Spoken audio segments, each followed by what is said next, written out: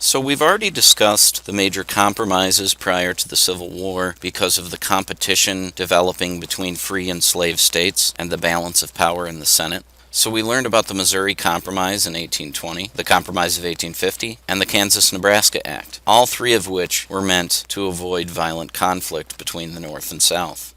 However, conflict developed anyway. After the Kansas-Nebraska Act, which promoted popular sovereignty in the territories as they became states, Bleeding Kansas came about.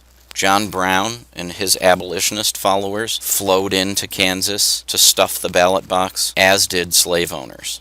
This led to violent conflict in which John Brown murdered slave-owning families. Further conflict happens when Harriet Beecher Stowe's book Uncle Tom's Cabin becomes a widespread read.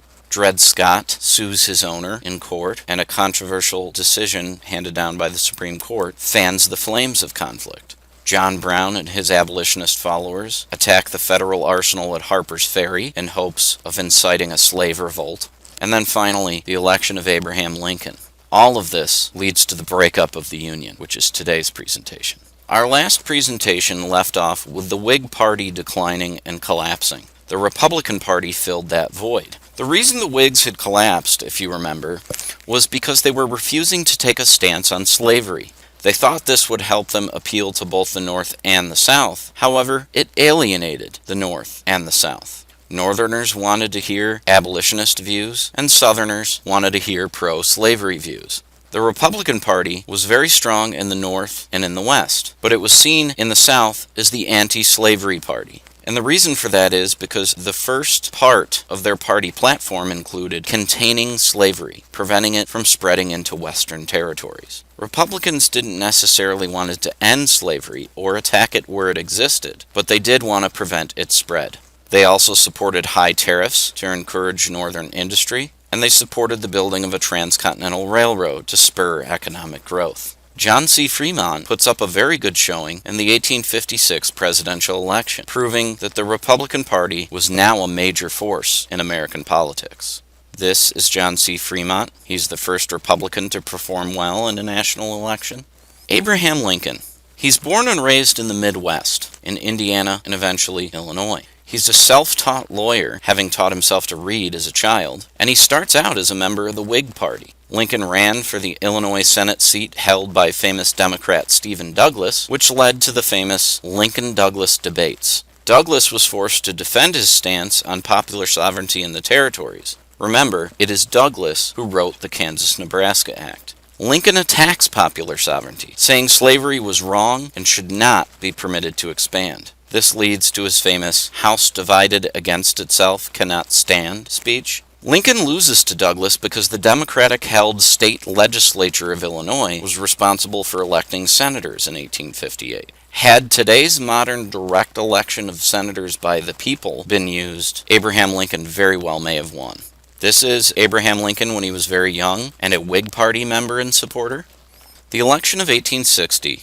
Lincoln wins the Republican nomination, and Stephen Douglas wins the Democratic nomination. But Southerners demand a pro-slavery candidate. So Douglas would represent Northern Democrats, and John Breckinridge of Kentucky would represent Southern Democrats. A fourth candidate, John Bell, represented a fourth party, the Constitutional Union Party. The results were that Lincoln won in a very split election. Had Breckinridge not broken from the Democratic nomination, and had Bell not run under the Constitutional Union Party, it is quite possible, quite likely in fact, that Stephen Douglas would have defeated Abraham Lincoln, slavery would have been safe for at least another 4 years, and the Civil War would likely not have broken out. Lincoln really only chatted with friends on Election Day and refused to outwardly show his stress over the election results, but was relieved when he learned that he was the new president. The North and the South had long been divided morally. Northerners supported a strong central government, while Southerners believed in states' rights. The industrial North preferred high tariffs to protect their businesses from foreign competition, while Southerners didn't benefit and rejected them. Lastly, but most importantly, the North opposed slavery, while the Southern way of life completely depended on it. Some states were hesitant to secede because they knew it meant war. However, when the votes for or against secession were held, an overwhelming majority wanted to secede. If you look at this map in the upper left, the red represents states that remained in the Union. The blue represents states that seceded between Lincoln's election as president and the fall of Fort Sumter, which we will talk about in a moment. The gray represents states that seceded after the fall of Fort Sumter. And the bluish-green color represents border slave states that did not secede. This includes Missouri, Kentucky, Maryland, and Delaware. These are all slave states, but they chose not to secede from the Union. If you look at the lower right, the vote on secession in the South, you can see where the most coloration is the lightest gray color. These were votes for secession. Extremely dark black coloring shows a vote against secession, and then the slightly darker gray color shows a divided vote over secession.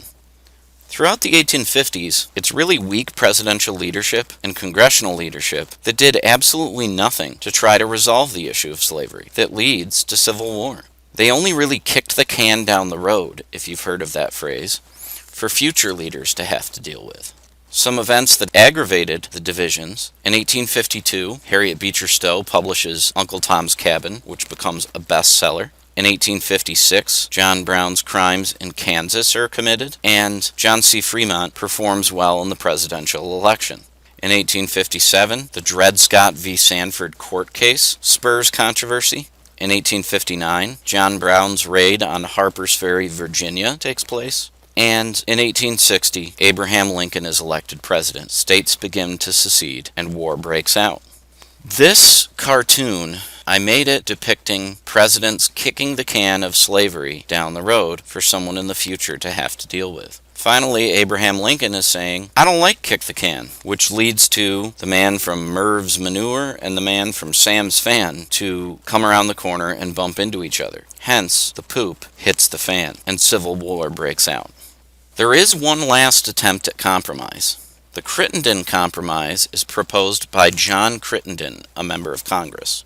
He proposes that the 36-degree, 30-minute latitude line from the Missouri Compromise in 1820 is reestablished.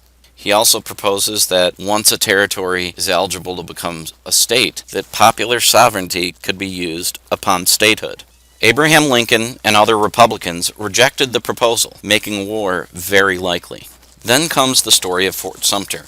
Secession didn't necessarily have to mean war. Fort Sumter in Charleston Harbor, South Carolina, was demanded to be surrendered to the Confederacy by federal troops stationed there.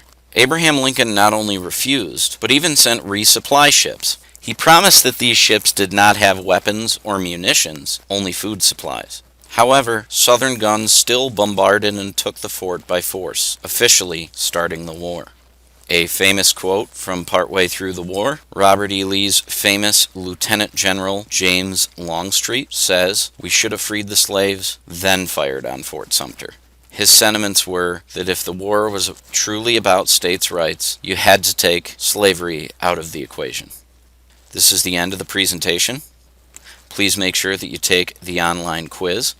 Make sure to use your notes. This way you can score very well. If you do use your notes, there's no reason you can't get a perfect score. Thank you. See you in class.